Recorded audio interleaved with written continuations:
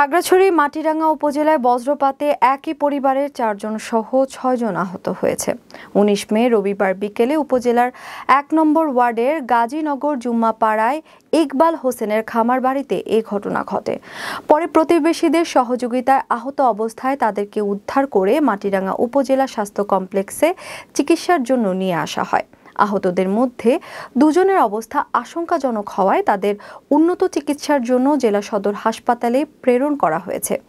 প্রত্যক্ষদর্শী ইকবাল হোসেনের স্ত্রী মরিয়ম বেগম জানান, বিকেলে গুড়ি গুড়ি বৃষ্টিতে খামার বাড়িতে টিনের ছাপড়া ঘরে আহত 6 জন অবস্থান করছিলেন। এই সময় মরিয়ম বেগম খামারের অদূরে একটি গাছের নিচে ছিলেন। হঠাৎ বজ্রপাত হলে ঘরে থাকা একই পরিবারের 4 জন সহ আরও 2 জন নিকট আত্মীয় আহত হন। এই ঘটনায় 5টি ছাগল মারা গেছে বলেও জানান আহত পরিবারের স্বজনরা।